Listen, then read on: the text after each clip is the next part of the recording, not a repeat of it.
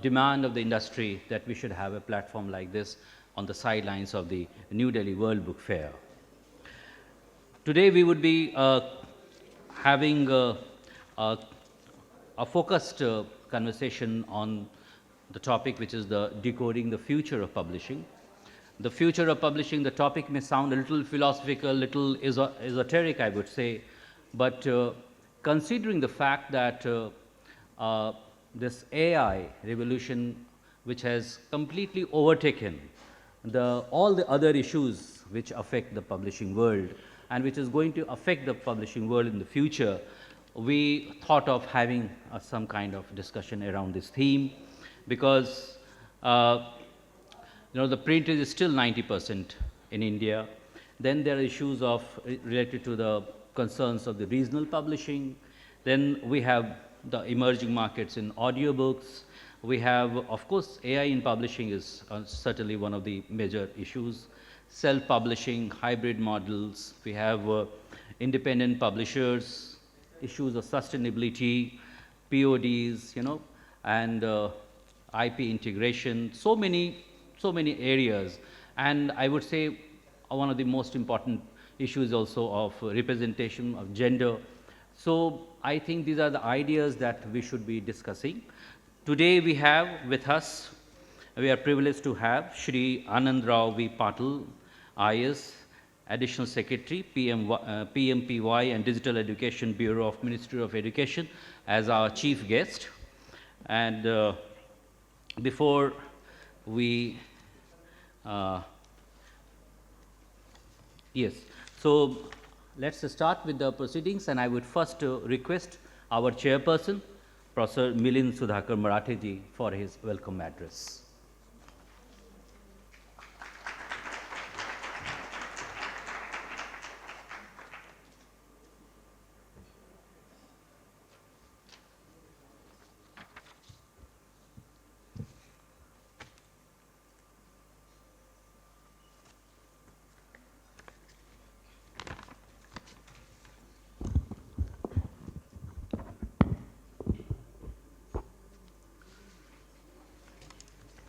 So, good morning to one and all present over here for very important dialogue, CEO Speaks. And I'm happy that it is the 13th version of this particular program. Kumar Vikram ji has already said that this is a forum of CEO, the leaders of publishing industry.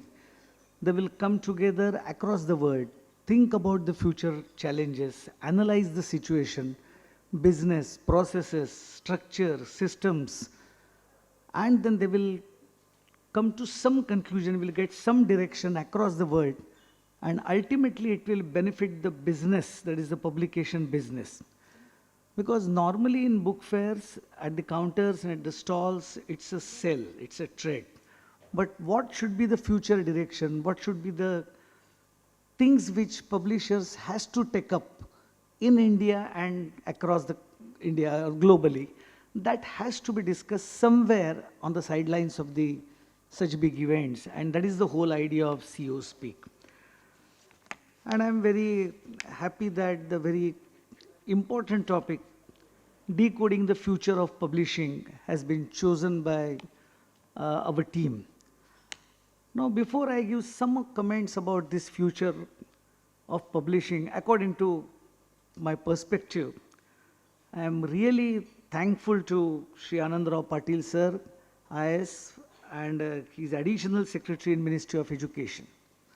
But I know that you will be deliberating it more in coming sessions. Now, if I take a quick look of the Indian publication industry, I will not go into the turnover, but I am saying that there are 12 lakh plus employment which is provided in India in publication industry. 9,000 plus publishers, 21,000 retailers across India. And number of types of books are published: academic textbooks, trade books, children books, and technology-driven books. So this is the whole, what you can say, scenario of Indian publishing industry. Now, what are the challenges?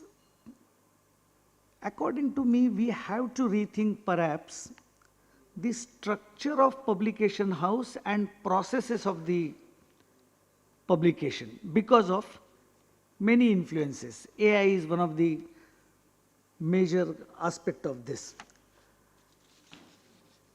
Now, when I say technology intervention, then we all know that roughly 65,000 is printed, 65% is printed, 21% is e-books and 14% is audio, and their percentage and proportion is changing every 6 months because of the demand. So AI and ML intervention has to be think about. Then streamlining the processes and even how to generate content, that also we will have to rethink.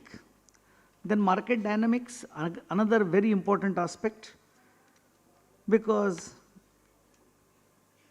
if I again give rough judgment of the readers today in India, 77% of Gen Z rely on social media for choosing the books, on social media. So there should be a wing of social media which will trigger the interest of a particular book to the Gen Zs, and then the business will again start. So that also technological intervention has to be done. Then impact of self-publishing. Now 2021, with ISBN number across the world, 23 lakh self-publication books were there, 21 figure I could get. So that is also very important aspect, that how to tackle with self-publishing. And what is the root cause of the self-publishing? First is the idea of newcomers or first-time writers. They say that we are not noticed by the reputed publishers. They only give chance to the top-notch, celebrated authors. So who will look after us? So that was the first question came in first-time writers, and then they start thinking with the help of the technology and all, instead of publication-centered publication industry, can we have an author-centered publication? And that was the basic idea of coming up the self-publication. Freedom to decide content and design. Then I can say that 100% profit. 100% is not there, but profit share of an individual author goes up. No delay. I know some reputed Marathi publishers, they can take 1 year, 1.5 years to evaluate. Evaluation is very important. But the first time authors may think, "Arey yaar, bahut delay ho raha hai." So no delay is again the basis of self-publication. So that is one very important challenge. Then the third one, I feel that costing is also very important. Because nowadays, target marketing, book fairs, exhibitions. So how to adjust the cost so that we can reach to the break-even? Royalty issues. Now, earlier the books were printed and royalty was simple, either one time or on each book sold. But now there are e-books, audio books, Kindle. So how to decide the royalty structure in all these various forms used by technology? So that is also another important aspect, how to go for pricing dynamics. So that is also, in a way, important challenge. Then the third challenge, which I feel, and that is the legal and ethical challenges. We all know plagiarism, IPR, copyrights. pirated copies or pirated market is also one of the major aspects which has to be dealt at two levels, ethical as well as legal, because that is the very important aspect of legal and ethical challenge. Then comes sustainability. Now there are many talks about the sustainability which perhaps impact the publication industry. Normally the environmentalist will say because of the books, trees are cut, papers, then the chemicals are used, deforestation, water quantity is used for the publication and all. Many things they will talk. Energy issue. Then the books are to be distributed physically. So distribution by road, petrol consumption, carbon emission, number of issues they will link and they will tag it as a sustainability for publication industry in one line. No doubt we will have to deal with that also. But the digital books, they are also not free from sustainability. It is a gross misconception between the common people that when you print a book, a tree is cut, for example. But that is renewable. Deforestation can be controlled by excessive campaign of forestation.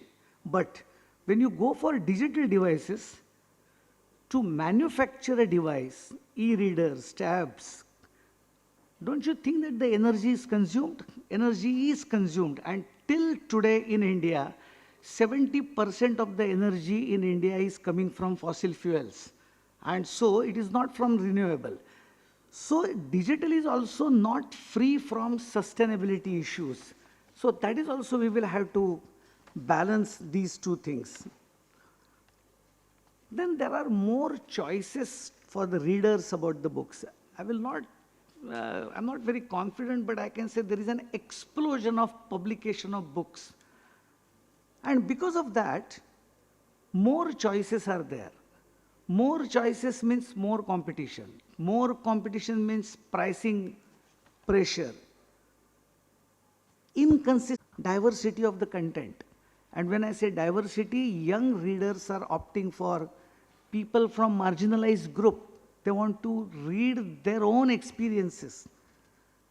And so all these things are there in front of publishing industry, and in all these aspects, I'm sure that AI is also playing a very crucial role.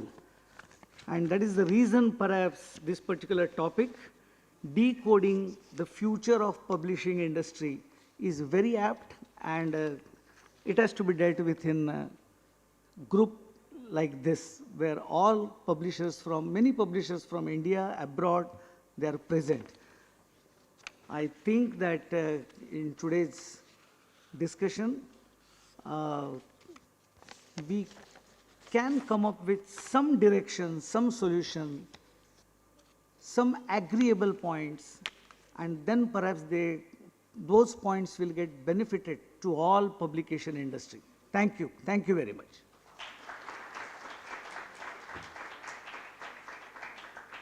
Ladies and gentlemen, it is now time for us to welcome Shri Anandrao V. Patil, Additional Secretary Higher Education, Ministry of Education, for his keynote address. On the dais, please, sir. And I would also request our chairman and our director to kindly felicitate our chief guest with our shawl and bouquet of books.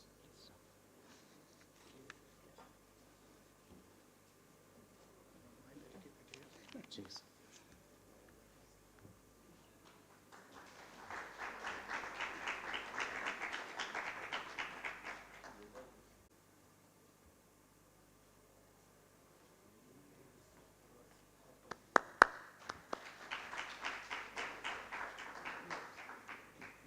Sir, sir. This one.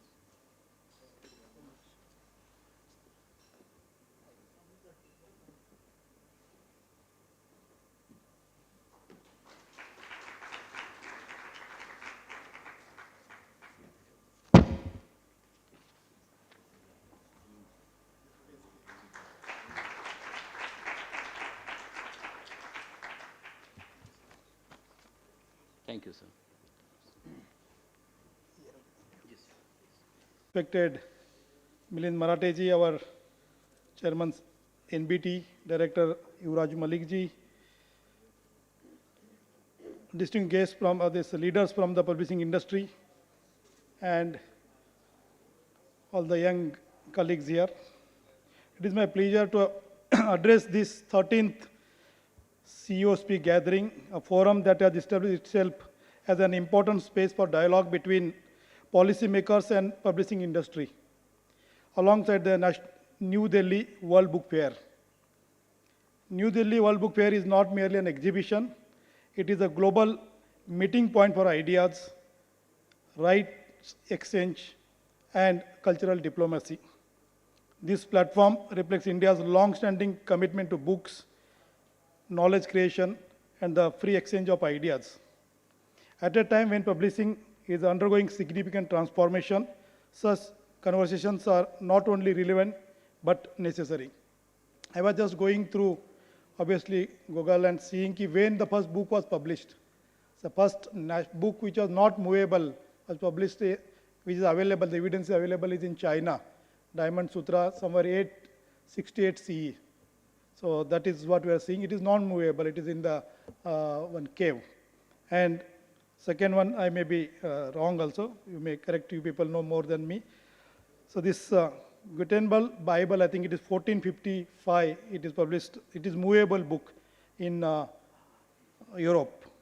So from that, now we are seeing how things have changed, the technology has changed, and lot of challenges to the publishing industry. Publishing today extends far beyond the production and sale of books. It is deeply connected to education system, cultural continuity, identity, and the ways in which society evolves. In India, publishing carries an added responsibility because of the country's scale, diversity, and multilingual character. We are having more than 23 medium of instructions for the school and college education system. We are recently published 121 primers in different languages of India. People say that there are more than 2,000 languages spoken in India. So it is a multilingual country. Our publishing ecosystem supports formal and informal education, lifelong learning, and cultural expression across regions and communities. Statistics from the Ministry of Education and allied institutions indicates that print continues to remain the foundation of reading in India, particularly in school education, higher education, and children's literature. At the same time, the growth of digital platforms such as National Digital Library of India, Diksha, which is one of the important platforms, digital knowledge sharing by Government of India, and e-Pathshala shows that readers are increasingly accessing content in multiple formats. What emerges from this is not a decline of print, but a broadening of reading habits. The future of publishing, therefore, lies in building systems that allow print and digital formats to work together, each serving different needs and audiences. However, reading itself is a challenging. For example, screen-based reading, audio books, and mobile platforms are becoming more common, especially among the young readers and in urban spaces. Audiobooks and text-to-speech, these tools have expanded access for persons with visual and print disabilities, children with special needs particularly. These developments point to a more inclusive reading environment, provided technology is guided with care and responsibility. Moreover, much attention is currently focused on artificial intelligence. AI is beginning to influence areas such as translation, editing support, indexing, and discoverability. However, it is important to view AI as one of among several tools shaping the future of publishing. And AI is changing, as my colleague Mr. Kumar has told, that it is changing the whole world. We are seeing the impact. It is very transformative. Equally significant are advances in print on demand, short-run print media, metadata systems, and language technologies. These developments help reduce waste, improve efficiency, and allow publishers, especially those working in Indian languages, to reach wider national and international markets. The task before us is to ensure the technology strengthens the creativity rather than replaces it. So creativity has to be protected and enhanced. The future of publishing must also be inclusive in deeper sense. India's cultural strength lies in diversity, yet gaps remain in representation across the regions, languages, and social groups. Voices from marginalized communities, minority populations, and persons with disabilities continue to be underrepresented in mainstreaming publishing. Hence, addressing these gaps should be seen as an opportunity to expand readership and enrich the intellectual landscape. Inclusive publishing is not only a social obligation, but also essential for the long-term vitality of the industry. As the census data of India, it shows that it is 2011 I am talking about, and now it is more than 1.4 billion population. That time it was 1.21 billion last census. So women accounting for nearly 48.5% of the population, underscoring the centrality of women in India's social and economic life. Children form a significant share of the population, so with 164.5 million children in the age of 0 to 6 age group, and 372.4 million, yes, it is 372.4 million children below the age of 14, as documented in our Ministry of Statistical and Program Implementation. The same census reports 26.8 million persons with disabilities, children with special needs, constituting around 2.2 or 2.5% of the overall population, highlighting the responsibility of public institutions and knowledge industries to ensure accessibility and inclusion. Further, the scheduled tribes representing India's indigenous and tribal communities number over 104 million people, around 8.6% of our population, reflecting the country's deep cultural diversity and the importance of equitable representation across languages, regions, and communities. The digital expansion of publishing has also brought renewed attention to issues of copyright and fair competition. Mr. Marathe has spoken, so I don't want to dwell much upon that. While online platforms have improved access and distribution, concerns around piracy, unauthorized use of content, and the protection of creators' rights remain pressing. Authors and publishers must feel confident that their work is respected and fairly compensated. At the same time, regulatory approaches need to be balanced and consultative so that innovation continues with creative labor is safeguarded.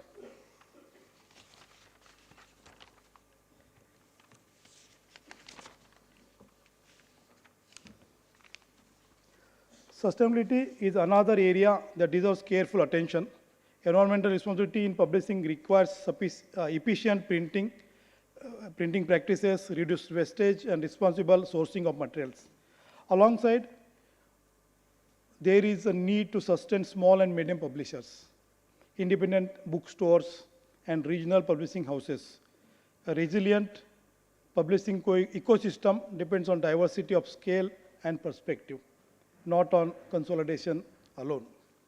Online marketplaces and digital reading platforms have undoubtedly transformed how books reach readers.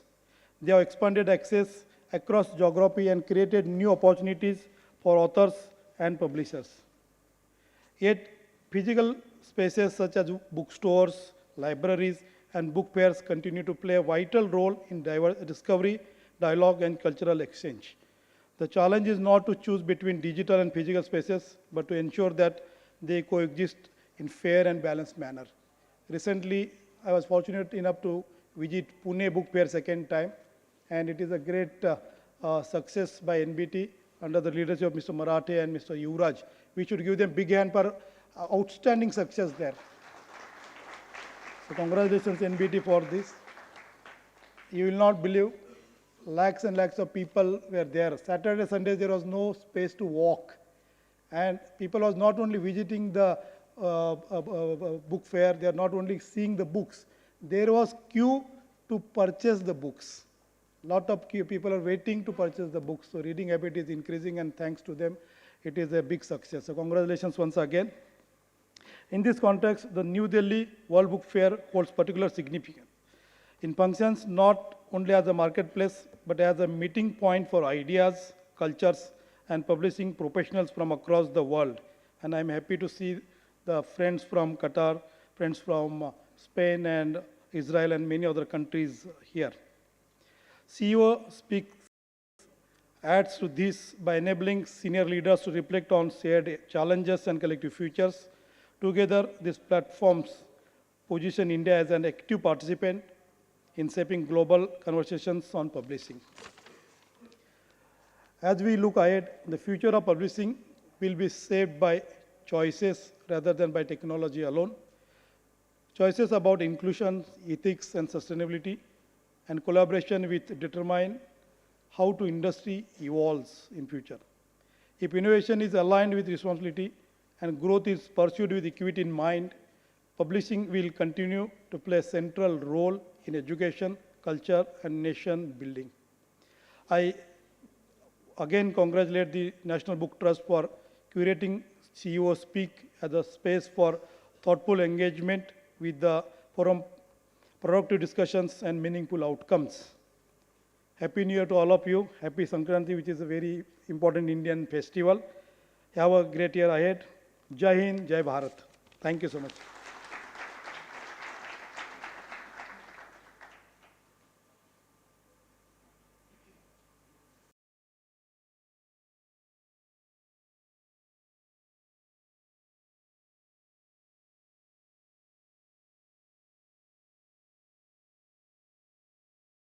Representatives of the publishing sector, ladies and gentlemen. It's an honor to address you at this inaugural session as Director of Instituto Cervantes in New Delhi, representing by extension the Spanish institutions. Instituto Cervantes is a public institution present in more than 100 cities, almost 60 countries worldwide. Its goal is to teach Spanish, organize official certifications, and promote Hispanic cultures through activities and events all over the world. This year, we celebrate the Spain-India Dual Year, a symbol of our shared commitment to deepen cultural and educational ties.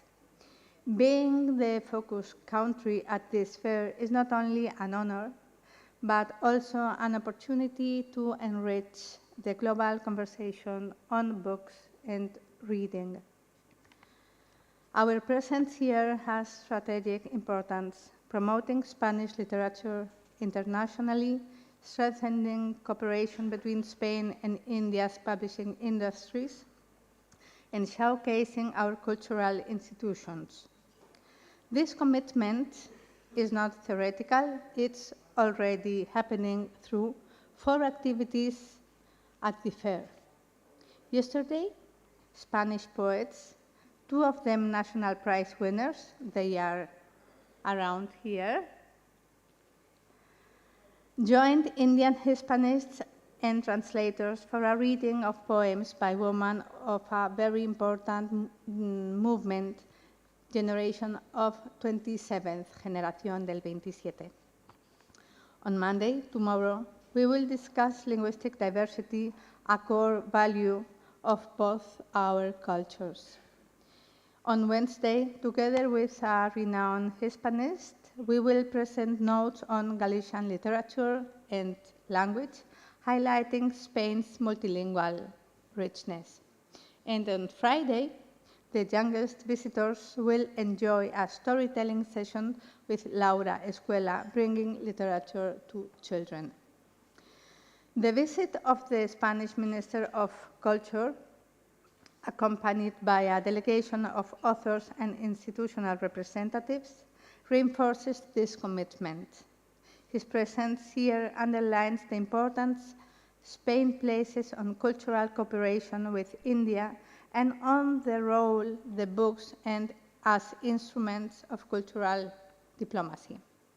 Moreover, I would like to highlight that the two interventions following mine delivered by José Manuel Anta, Managing Director of the Federation of Publishers in Spain, and Jesús González, Deputy Director General for the Promotion of Books, Reading, and Spanish Letters, will outline concrete actions that will turn this vision into reality, from translation and co-publishing programs to strategies for promoting the circulation of authors and works between our countries. As we reflect on the theme of this session, let us work together so that the future of publishing is not only decoded, but shaped by collaboration, creativity, and cultural diversity, values that unite Spain and India. Thank you very much.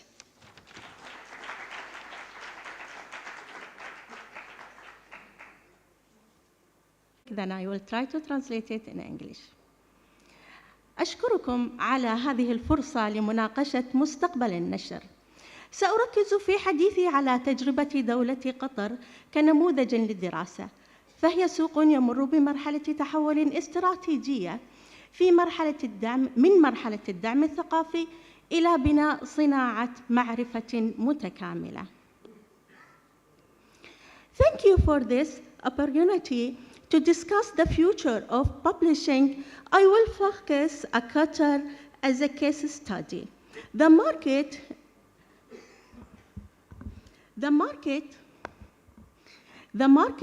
transaction from culture opportunity to strategic knowledge base and dexterity. لم يبدأ النشر في قطر كنشاط تجاري في المقام الأول، بل كانت الكتب والمكتبات والتأليف أدوات أساسية لبناء الدولة ووسائل لمد الجسور والتواصل الثقافي ونشر المعرفة بشكل منظم. Publishing in Qatar did not start as a market-led activity from the beginning. The book, the library, where was tooled to state-building culture, diplomacy, and the organizing circulation of knowledge. إن تأسيس دار الكتاب القطرية كان أو مثال أول خطوة مؤسسية لتنظيم المعرفة، كما أن دعم دولة قطر لافتتاح مكتبات في دول صديقة عكس رؤيتها للتواصل الحضاري، مما يفسر لماذا كان النشر موجهاً بالرؤية الوطنية قبل السوق. Sorry, I like to speak in Arabic because I know the Arabic words have sound, and also I am more concentrate with the Arabic. Establishing Dar al-Kutub al-Qatariya in 1962 was the first formal step in knowledge governance. Supplementing library, a board reflects Qatar culture, authority, and explaining what the sector was policy drive before beginning market driven. واليوم ينتقل قطاع النشر في قطر نحو ممارسة احترافية، ومن أهم ملامح هذه المرحلة نمو عدد الإصدارات والتركيز على كتب الأطفال والناشئة والهوية الوطنية، وظهور دور نشر محلية تتبنى نموذج عمل حديث، إضافة إلى دور النشر المتخصصة. Today, Qatar Publishing is court moving to the professional practice key future, including growing in the publishing output, focus the children book, and interpret identity and the risk of the local publishing house using modern model and identity special publishing house. رغم الدعم المؤسسي القوي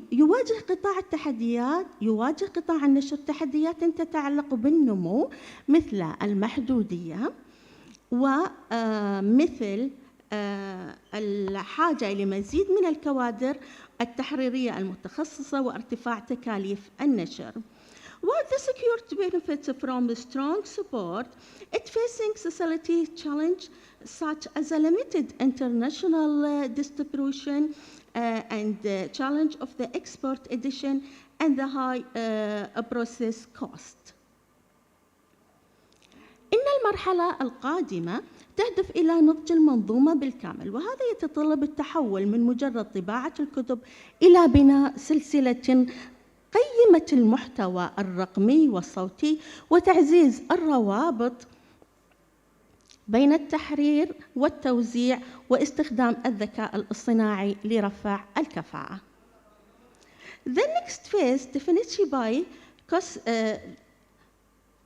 by ecosystem maturity, this required moving to integrate cognitive value chains,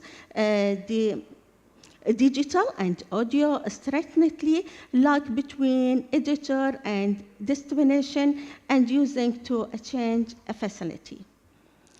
من المنظور الاستثماري للنشر في قطر أنه قطاع واعد طويل الأمد، وتشمل الفرصة منصات المحتوى الرقمي، وكالات وإدارة الحقوق لتصدير الفكر القطري، وتقنيات النشر والكتب الصوتية والشراكات مع قطاع التعليم والتكنولوجيا والترجمة. From the investment process, publishing in Qatar is long-term, value-driven sector. The key of operation include digital platform, right management, agency, publishing technology, also the translation. رحلة النشر في قطر التي بدأت كدعامة الدولة للبناء وصلت اليوم لمرحلة النضج. نحن لا نطمح لزيادة كميات الإصدارات فقط، بل لتعميق الأثر الفكري وبناء بيئة متكاملة ترعى المبدعين وتستثمر في القراء. The generosity of publishing in Qatar has reached a stretch across. We do not merely special to increase the value of number of books. We seek deepen the impact and build a cross system that nurture crossing and invest in reader. إن إكمال هذه المرحلة يتطلب إيمانا بأن الكتاب هو استثمار دائم، فنضج هذا القطاع هو الضمان لهويتنا وقدراتنا على المناقشة عالميا والمنافسة عالميا لتحول قطر من مستهلك للمعرفة إلى مركز للابتكار الثقافي في المنطقة. To complete this journey require belief that the book is long-term assist. The maturity of this session success in identity of a global, comparative, and positive in Qatar, a hope of the culture infinity in our region. Thank you for listening and welcome in Qatar venue in New Delhi Book Fair. Thank you.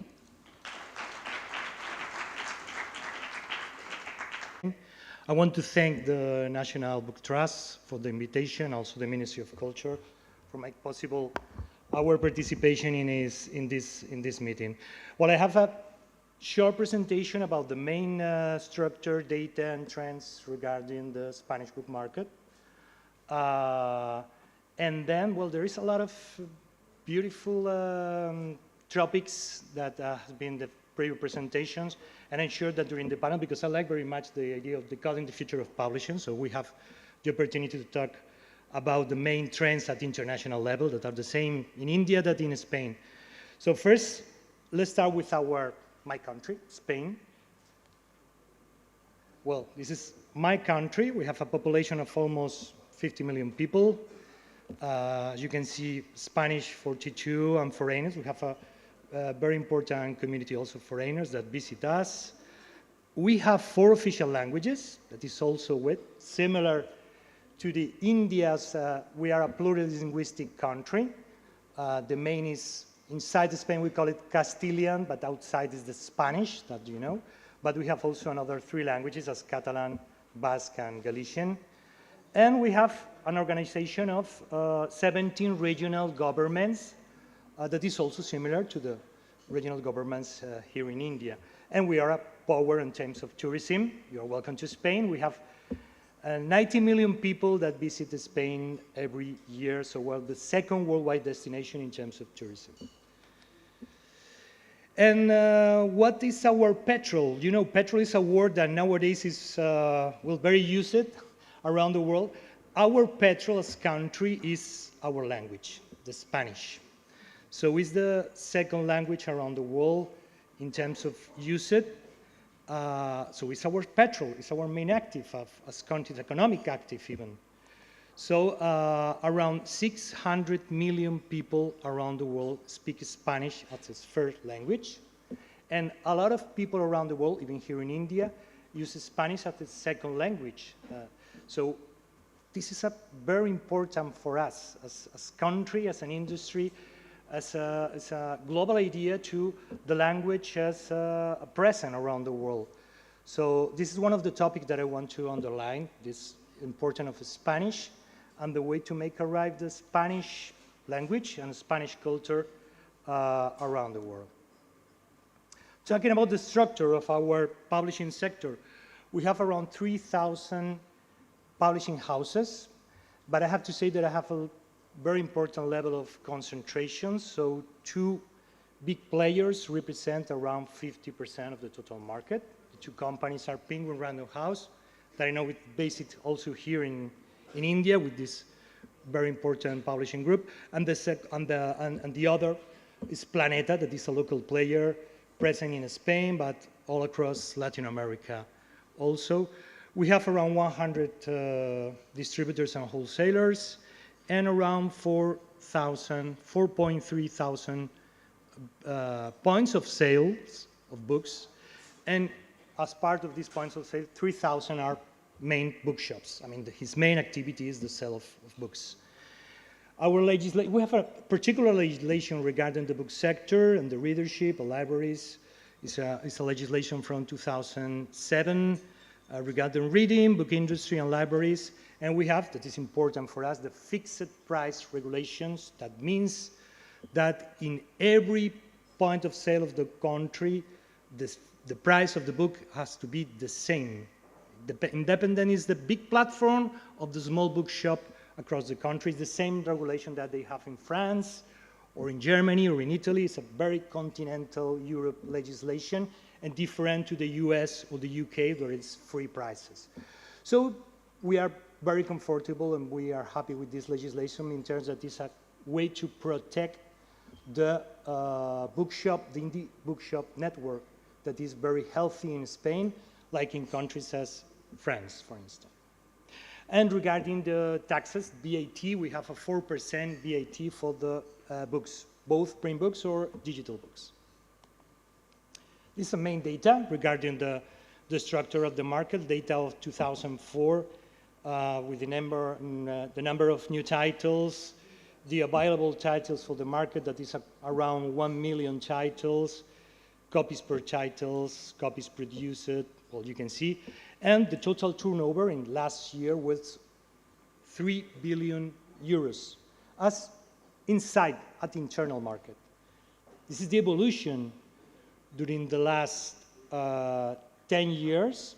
As you can see, it's continued to grow, and we recover last year the same figures that we have around 15 years ago with the arrival of the... And leaders from the publishing industry, various delegates from Qatar, our guest country, from Spain, director of the Cervantes Institute, CEO of Institute of Literature in Israel, and many of the delegates. I'm seeing all the leading publishing leaders sitting here in the gathering. It's a matter of great honor for me to stand here on the eve of New Delhi World Book Fair, which is the 53rd year of edition. So since 1972, New Delhi World Book Fair has been taking a new stride in a big way and adding new dimensions to the entire global publishing ecosystem. This year we have added a couple of things which I think are very, very relevant from the publishing perspective. Firstly, this is the first time we have received collaboration from State of Qatar, from Spain, being guest of honor in Spain and being focus country. We do have collaboration with Israel. We have a senior delegation of 20 authors coming from Japan. We have a delegation coming from France. We have a delegation coming from other Gulf countries. So over 100 speakers and authors are coming from different countries and participating on the platform of New Delhi World Book Fair. Why I'm mentioning this? If we talk about future of publishing, I think we have to go one step backward on the root of it. The future of reading. Where is the reader? If there's a reader, there's a publishing. If there's no reader, publishing has serious challenges. So in these challenges, we have to really hit on the grassroots level and create more readers, create a very conducive environment where publishing starts flourishing. For example, we had a book fair in Pune. It is primarily English, Hindi and Marathi. We had 1.25 million people visiting the book fair for 9 days. Why I'm mentioning is, you have to understand Indian publishing ecosystem. We have an industry worth $12 billion in a year, out of which 65 to 70% is roaming in primarily in education ecosystem.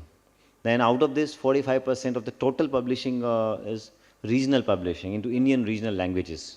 Because we have a very wide readership base of school network with 300 million students.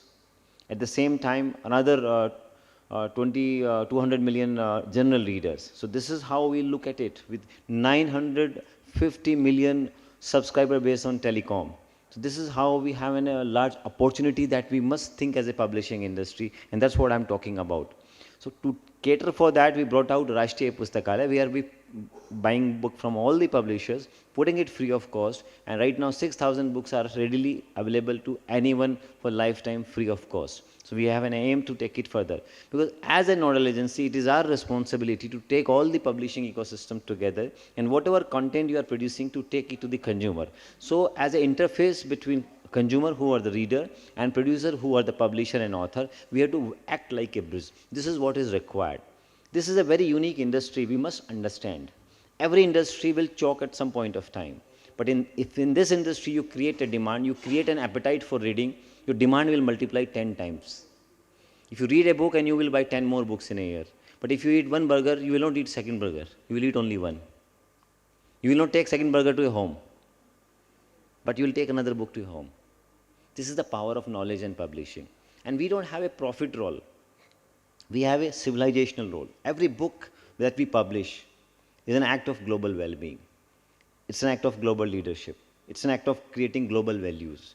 So whatever content is getting published, whether in Qatar, in Spain, there is one core element, global value. So we have to integrate, we have to translate it, we have to transform it and transfer it through different platforms. So these 3 T which I am talking, we have to translate it, we have to transform it in different form, audio books, silent books, whatever way we want to do it, maybe talking books, illustrated books. So translate, transform and transfer. We have to take my content to other part of the world and bring other part of the content to my part of the world, so that we connect the world through the power of knowledge and publishing. This is what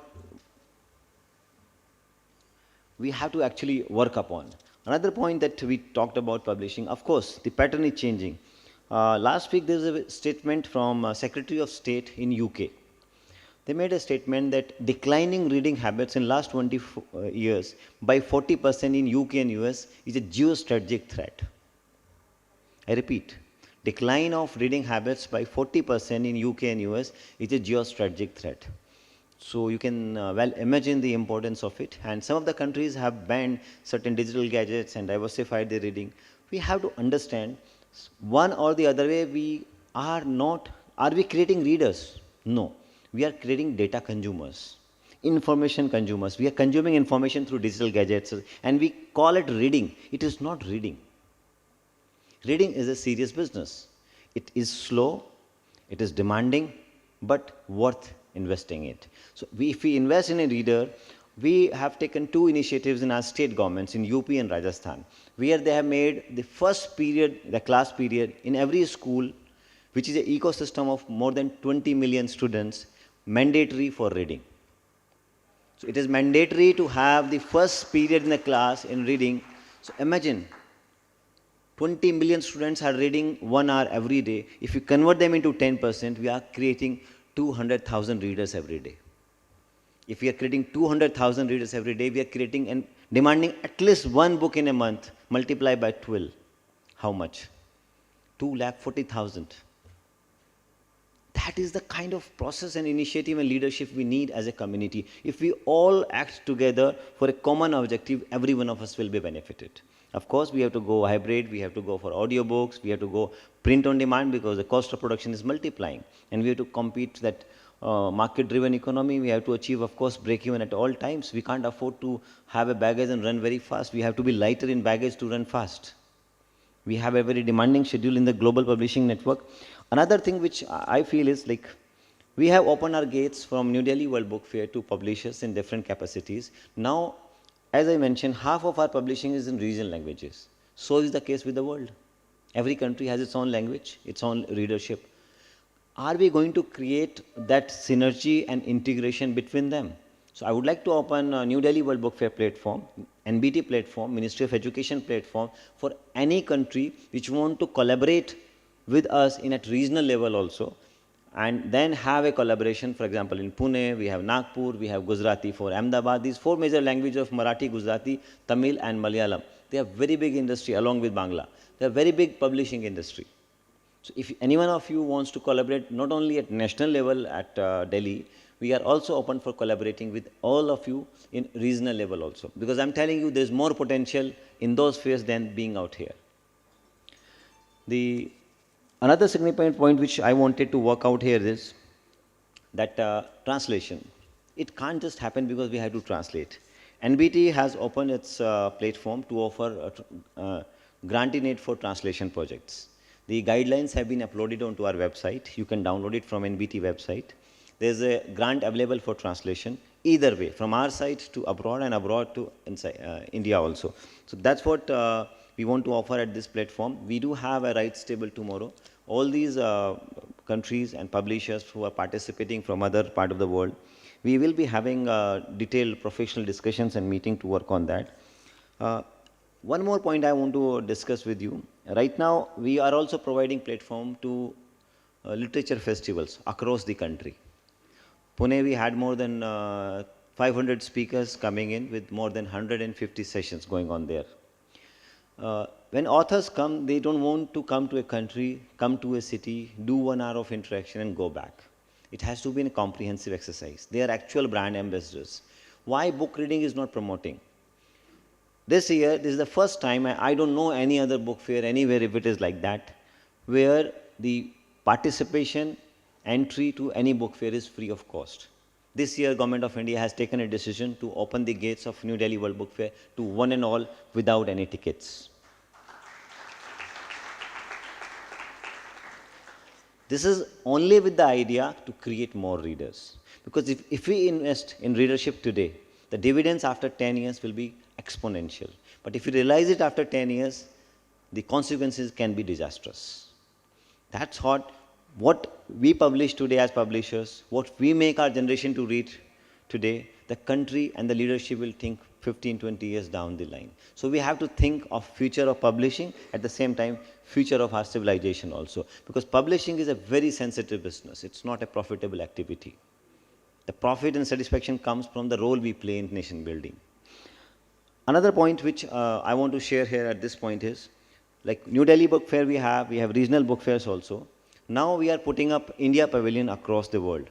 Frankfurt, we have stabilized there.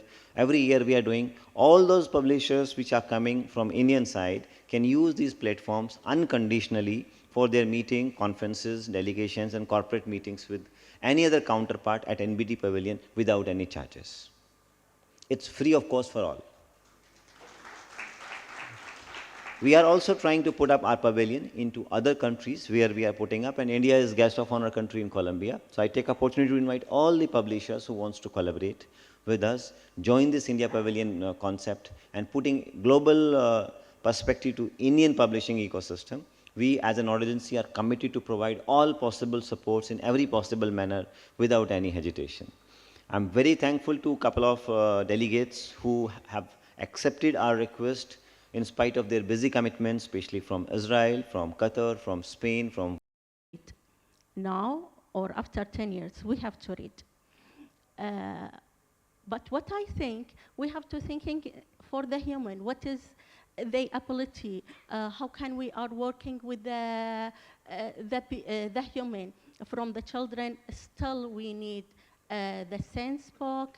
The older we, it is what is weekend when we have to use the technology, when we use the other book. And I think after 10 years, I will come to New Delhi, inshallah, book fair, and I am sure I will find many numbers of the book and the title of the book and the paper book, because the paper book, it will be, and it will be, it's the end, it is the basic for the reading. We cannot leave this paper book. But what I'm thinking, we have to be more open for all the world and for the different culture of the world, and we have to respect each other from now until the end of the life. This is what are we thinking about it, and in the end, it is my pleasure to be here and speaking in the India, and I try to know Indian word and the Spanish word, and that's what I'm thinking. We have to have a different language of the book. Thank you.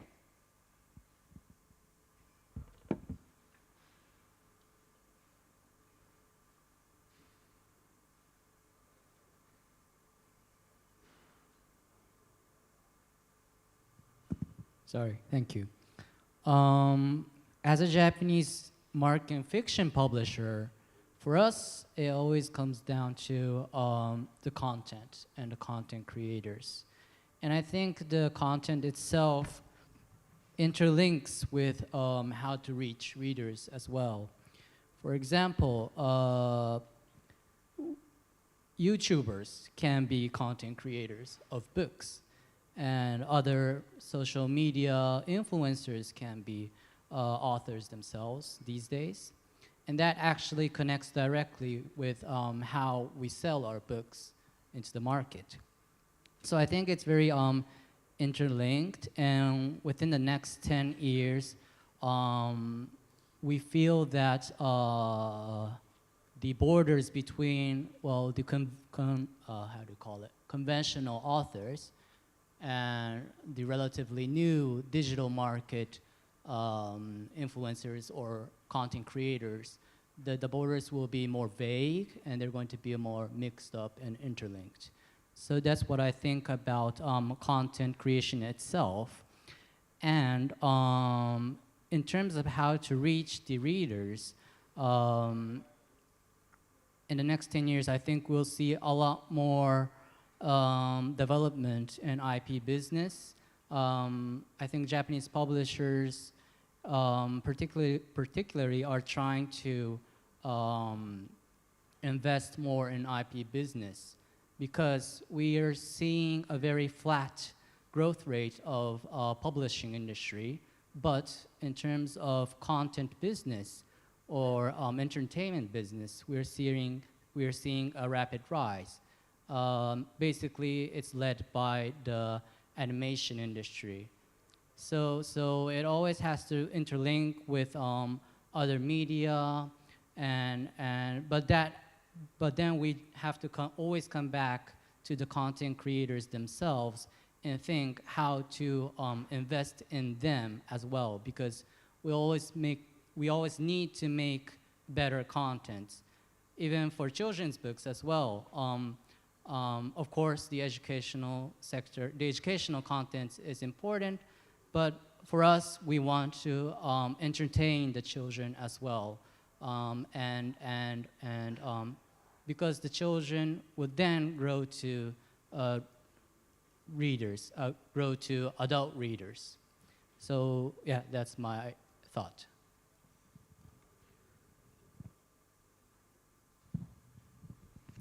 You know, a long time back, not maybe 6, 7 years or 8 years ago, I came across a comment, and in fact, I did a little blog on it also, which said that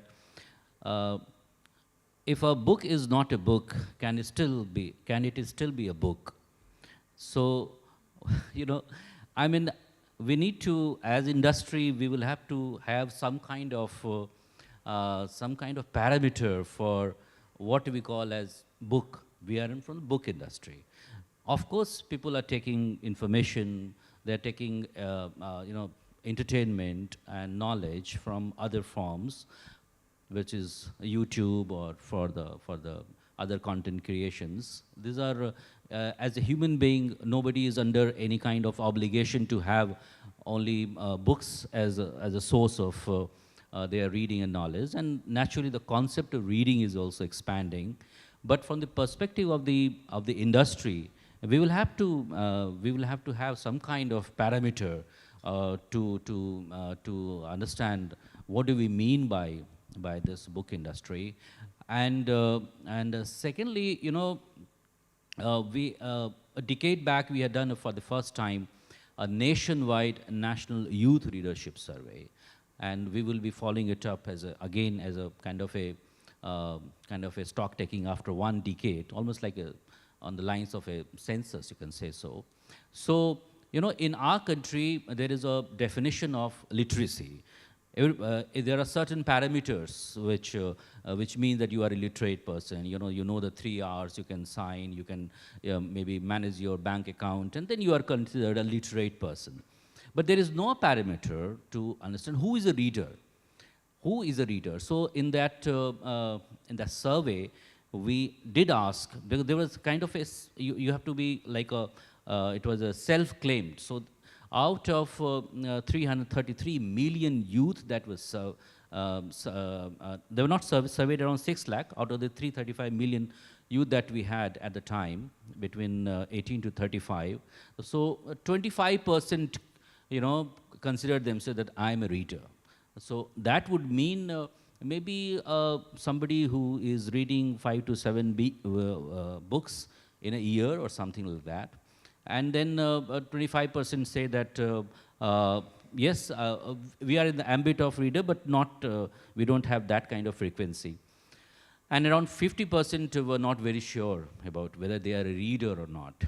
So I think we need to pin down certain parameters and certain criteria about what we are actually trying to produce for which segment, and this will require a broader consensus, not only from the point of the government but also from the industry.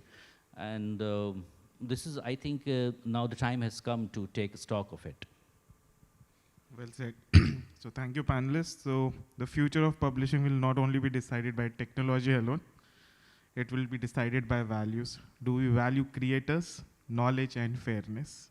And if we get this right, publishing will not just survive disruption, it will lead knowledge-driven economy of the world. Happy to take questions from the audience.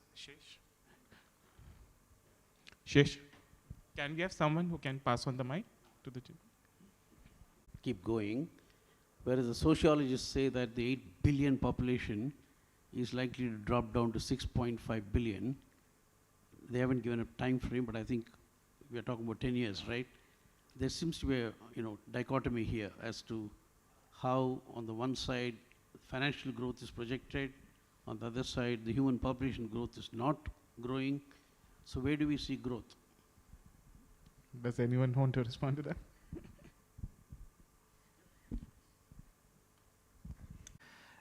Indeed, I talk about the Spanish phenomenon, but if you check the granularity of the data, in terms of the educational sector, is reduced. Now, the growing comes from other areas of the publishing activity. A part of these questions that the educational depends on the regional governments. Each regional government has its own structure and its own programs of subsidies and legislation, etc. That's regarding the evolution of the people, of the potential customers. That again consider that is a question also of attention economy, because probably the figures of readers in terms of time, because it's the only way to access to entertainment culture, that is the book. I'm talking about 100 years ago, 50 years ago, even 30 years ago. Nowadays, the ways to arrive to knowledge, entertainment, education are several, amazing, with a lot of content every day. So this is the dilemma nowadays, of how to collaborate and how to compete.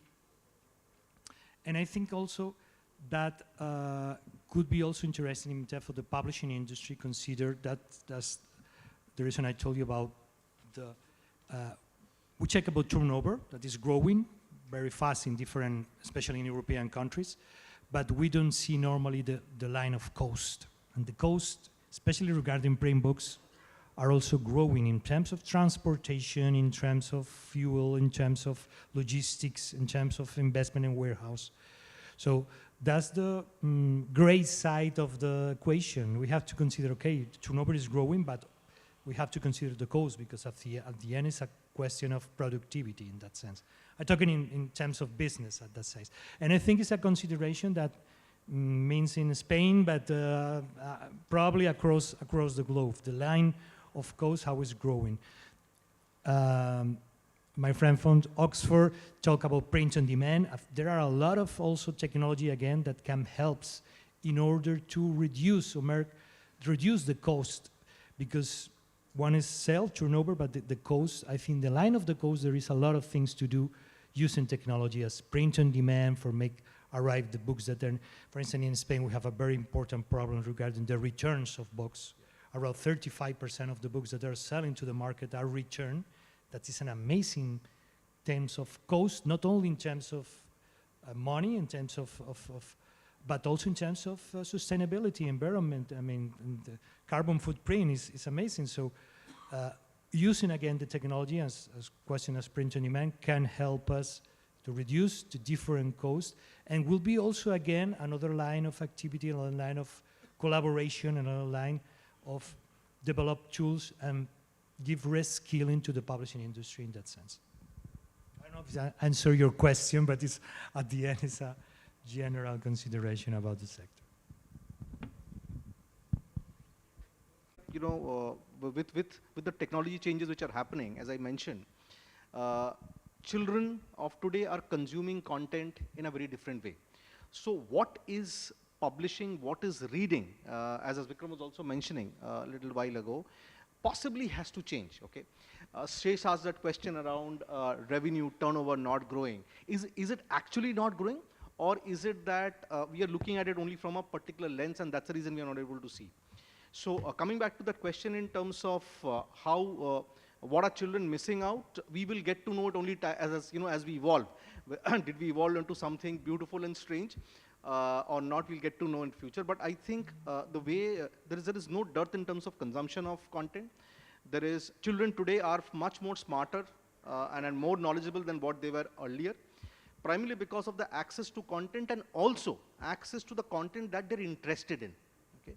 Learning is moving more to one-to-one. Okay? Grammar is part of language, okay? And language is a way to communicate. And that will also evolve with time, just like we are evolving. So I think I feel that we should have a more neutral view around it. Try and bring in the best that we have a generation learned, and then keep trying to adapt that and bring it to the children today and also for the future in our own ways. We're talking about how we could use technology. But I think we should kind of keep on watching and evolving along with it, not try and take it to the past and not think that our children are missing out on something great that we had earlier. Maybe there is something more beautiful that may emerge as we move forward. We'll take one question from there. He asked first, then I'll come to you. Putting 1 hour of reading time, and I think that is going to create n number of readers. That's actually what I saw when my children were educated in in London, that the only thing they did when they went to school was to read. And now they are avid reader. They finish books in days. Sometimes my son does it in an hour. And I think with delegates from Japan, Spain, Iran, other people, Spain, if we can integrate this kind of reading, kind of a movement, I'm sure digital, not digital, offline, and as the time goes around, the books will come back. The people will get away from Kindle, get away from laptops, mobile, and they would like to, smell the physical book, which, we all, I'm sure as a publisher, love that smell of fresh pages. So I'm looking forward to that kind of, collaboration at this level. Thank you. A kind of, it was scary for, everybody, as UK numbers have also posted. But what I feel here, what is missing, sometimes we need coaches, sometimes we need trainers, sometimes we need mentors to guide these small young kids how to start reading. So I think the digital thing is also helping to A, B, the picture book, the cartoon characters, the comic books. If you start as a teaser, as a starter, that's really, really helping a lot. And talking about the grammar, that bridge, yes, definitely, we all will cross that barrier, but let's make our kids start reading. Take that one teeny weeny step, get into it. And also a proposal that if something can be started only keeping in mind the young kids, a fair, dedicated for them, and also inviting a couple of young authors from all across the globe so that they come together, they feel motivated, they get inspired, and they learn something from that. I think that stage is missing, and that's where I come in, where I help children to pen down their stories and share with the world. So I think that pod, that stage for kid authors is very important. If somebody can address this, if we can provide them with this stage, and something great can happen, I'm sure. Thank you. With this, it's really difficult to say one book, but well, I will act it in Spanish, and I will say that telling me the stories. She was the one who was narrating. Okay. As I grew up, I started growing up, so I loved reading the Panchatantra. It is a collection of Indian stories. Okay. Lots of moral values, life lessons that I learned from there. And as I keep growing up, I keep falling back onto it, and I keep realizing that stories have stayed with me. So Panchatantra is the most influential book that I've read in my childhood.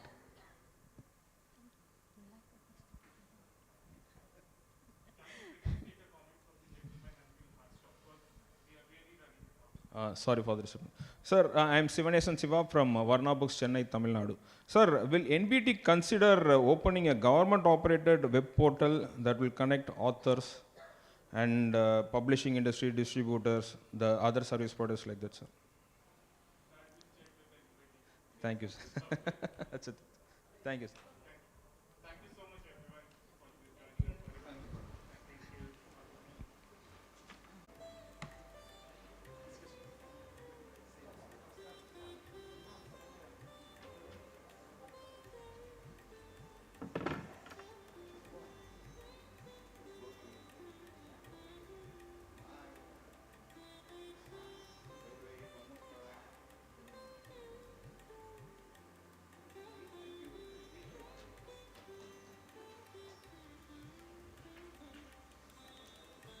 discussions that we've had during the day. As Mr. Yuvraj Malik said in his remarks, we hope to have bigger, better 2027 of the CEOspeak, a longer, a more engaging one as well. And we look forward to have you all with us during the next 8 days of the New Delhi World Book Fair 2026 as well. So thank you so much, and looking forward to continued engagement. Thank you.